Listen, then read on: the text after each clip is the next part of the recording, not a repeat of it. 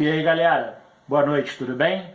Estou fazendo essa filmagem hoje à noite para postar esse vídeo amanhã de manhã, vai ser o vídeo do dia. A gente vai falar, vou falar hoje mais ou menos resumido, mas tentando explicar aí historicamente um tema bem polêmico que começa a aparecer nas redes sociais sempre que os militares começam a entrar em evidência aí nessas operações, nessas intervenções de GLO, assim por diante. E principalmente quando começam a falar que falta dinheiro em alguma coisa em algum lugar do Brasil, né? Ou começa a se perguntar aí por que o imposto é caro. Sempre cai no colo do militar essa história aí, que a gente tem muito imposto porque custa muito dinheiro militar, e aí vem direto falar das pensões das filhas dos militares. Então eu queria dividir em duas análises. A primeira vai ser histórica, eu vou tentar explicar isso, por que as filhas dos militares recebem, ou seja, algumas filhas recebem esse benefício de pensão herdada dos pais, e depois fazer uma comparação monetária aí do que significa o valor do soldo do militar comparado aos outros níveis de carreira do Executivo, do Legislativo, do Judiciário e do Ministério Público, tá? Então, na parte histórica, a gente tem que entender o seguinte: na década de 20, 30 e 40 do século passado, a mulher tinha uma inserção na sociedade completamente diferente do que ela tem hoje. Uma inserção, uma importância e uma independência. Naquela época, no início do século, a mulher era muito mais frágil economicamente, porque dependia muito mais dos pais, dos maridos. Então ela tinha uma proteção social, uma proteção moral da própria sociedade, para que ela pudesse ser amparada pelo marido ou pelo pai, no caso da morte ou no caso de separação, assim por diante. Então, nesse sentido, os militares criaram, os governos, né, e os militares criaram um sistema de herança de pensão, onde o militar da ativa ele contribuía compulsoriamente por um fundo de pensão independente só dos militares, que esse fundo de pensão arcava com essas pensões herdadas às esposas e, na falta delas, para as filhas mulheres. Não é como as pessoas pensam que são as filhas solteiras. Basta ser a filha que ela já tem direito a herdar essa pensão do pai militar falecido depois, obviamente, da mãe falecer, tá? Nesse sentido, se for uma filha, fica para ela; se for duas filhas, divide por dois; se forem três filhos, por três, assim por diante. Muito bem. Por isso que existia esse o fundamento social da pensão do militar, tá?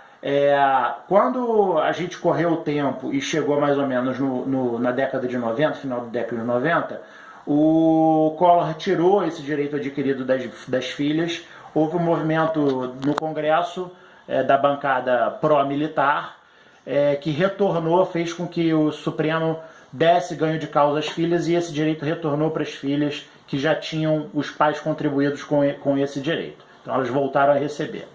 Muito bem. No ano 2000, mais ou menos,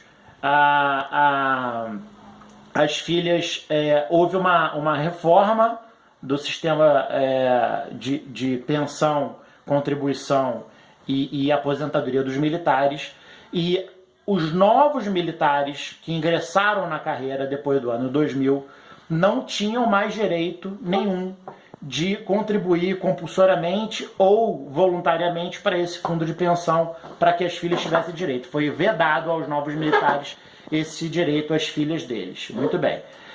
O que a gente tem que entender também é o seguinte: que esse benefício das filhas, que as filhas que recebem, é um benefício finito.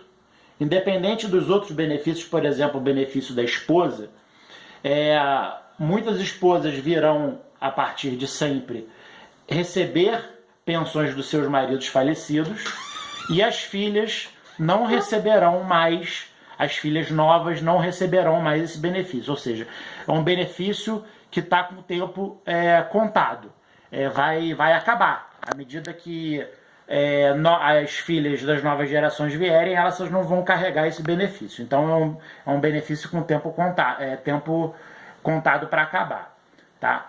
Se a gente agora vier a analisar a parte monetária, comparar o benefício do militar com o benefício aposentadoria e etc., dos outros níveis de carreira, de topo de carreira dos três poderes, a gente vai entender que o militar é o menor salário dos três poderes.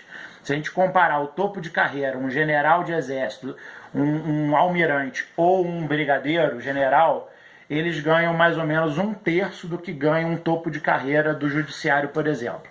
Então, um juiz topo de carreira, aí, um ministro do STJ, com todos os penduricalhos que eles têm direito, eles ganham mais de 60, 65 mil reais. Um general de exército ganha em torno de 25 mil reais. Então, nesse sentido, eles também são o menor salário do executivo, judiciário e legislativo.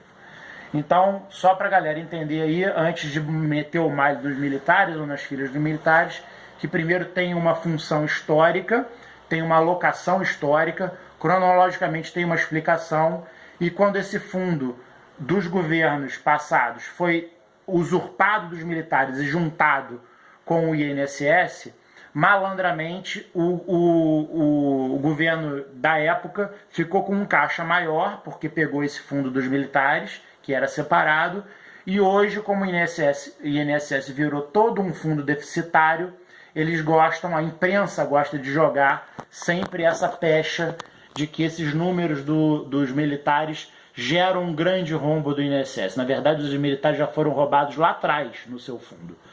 Então, não tem rombo de militar nenhum, nem nada fora do normal com relação ao militar. O que tem fora do normal é o INSS ter sido colocado num buraco só. Tá? Mas isso é uma outra discussão. O rombo do INSS do serviço público é infinitamente maior do que o do serviço particular, no caso da CLT. Então a gente tem que entender isso com mais clareza para poder meter o malho, tá? Não sou a favor de benefício, de vantagem, de penduricalho, nada disso. Mas o que é justo e a gente tem que explicar para as pessoas entenderem pelo menos como é que as coisas funcionam. Tá bom? Um abraço, galera. Bye, bye.